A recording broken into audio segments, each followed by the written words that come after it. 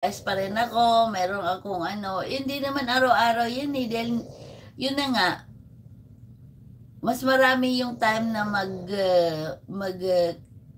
umupo at kumain kaysa exercise. Ang ginawa ko lang exercise para hindi manakit-nakit yung mga balakang-balakang ko at hindi sakit-sakit yung mga likod-likod ko, stretching na lang. Yung baywang-baywang ko, napagod na. Napagod na.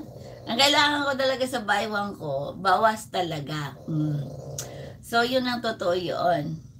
Yes, yun ang totoo doon. Kaya minsan, yes. Ay, kaya ako minsan pag sabi ko naubos na, hindi ako nakakain. Ha? Ba't hindi ka nakakain? Naubos, hindi nakakain. Eh, wala na eh.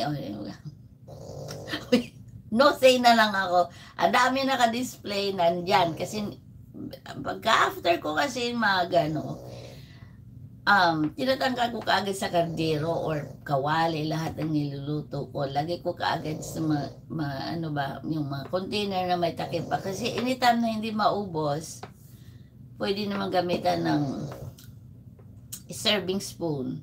Lagi kaagad lang sa ref para wala nang masyadong lipat-lipat pa eh, no? Pagkatapos.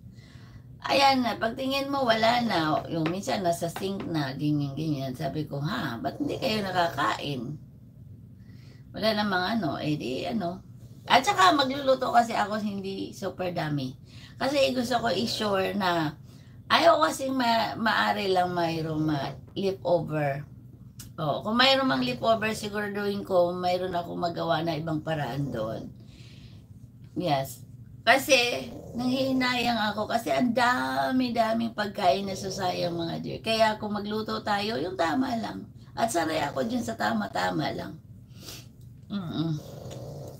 Natansyan ko na yung anong bang mga kapasidad ng kainin at the same time yung magugustuhan at nakainin talaga.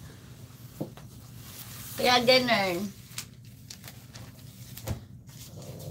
Kaya abangan nyo na lang ako sa Sunday na lang kasi may sipag-sipag din ako bukas eh. Hope wala namang sinabi pa dito. So mayroon akong sipag-sipag. Yeah. Kaya minsan halimbawa dapat ganito ang sukat kasi ganun talaga ang sukat. No, you can adjust it anytime. Halimbawa, dalawang cups na flour, halimbawa. Tapos, equivalent din ganyan kadami ng ganito, ganyan. Gusto mo lang 1 cup. So, i-adjust mo na lang doon in your way at saka panglasa nyo, di ba? So, ganun lang naman doon sa adjustment sa pagluluto. Kaya hindi na uso yung mga kahaba-haba ng video. The same process lang naman. Ang ano lang kailangan. Ako mostly, okay, ang tinitingnan ko, ingredients, hindi na yung sukat. Kasi, sabi ko, ano tong itsura na to? Kasi may mga, diba, sabi, ano ba to? Hindi ko ay, ano pala ito? Halimbawa, ang palaya pala ito. Palaya pala ito. Mga ganon. Pero hindi na yung necessary yung sukat. Kasi, ikaw na ang bahala sa sukat. Ganon. But anyway, ganon lang yun. So, sukatin natin ang bawat isa, no? Bawat isa natin ay kailangan magsukat. Maliit, malaki. Gaano ba kahalaga ang maliit? At gaano ba kahalaga ang malaki?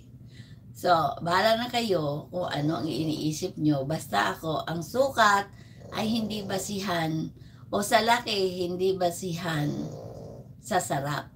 Di ba? Kailangan tsantsahin. Kailangan marunong sumayaw. Marunong mag-balance. Yun. Bye, everybody! Sukatan ng baywang yun. Kaya, ganun. Di ba? So, kaya, yes. Hangad maaari kung sino nakatanda ng ilang taon kayo sa akin, pakisabi po kay Miss Ivy. Thank you everyone and I love you all.